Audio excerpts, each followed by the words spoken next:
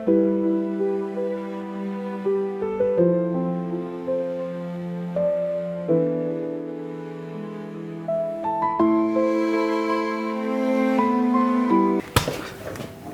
भयो निकै टेन्सनमा छौ त यार? युके जाउँ भनेको आइएल्समा राम्रोसँग नम्बर निकाल्न सकेन। अनि टेन्सन लिएर हुन्छ त? के गर्नु त? प्लस 2 पास छ? छ प्लस 2 मा 2.2 भन्दा माथि जिपिए छ? छ नि? अनि 12 को इङ्ग्लिसमा मार्क्स 2.8 अरे इङ्ग्लिसमा बी भन्दा माथि छ? छ। अनि टाउकोमा हात राखेर हुन्छ ल म लिएर जान्छु युके कहाँबाट जाने जाउँ।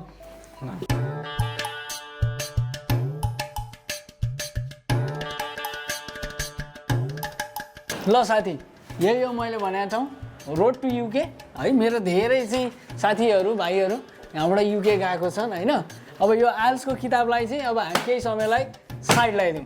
के तपाईँहरू पनि उसको साथी जस्तै स्मार्ट हुने होइन त? आइएल्स त गर्ने नगर्नु म भन्दिनँ, तर आइएल्सको पिटीको र इङ्ग्लिस प्रोफिसियन्सी टेस्टको ह्यासल नलिकन बिना कुनै प्रोफिसियन्सी टेस्ट युके पढ्न जाने हो भने अप्टिमस ग्लोबल मात्रै हो एउटा नाम। अहिले बजारमा नेपालबाट युके स्टुडेन्ट भिजामा अलमोस्ट 95% भिजा सक्सेस रेट बोकेको कन्सल्टेन्सी हो अप्टिमस ग्लोबल।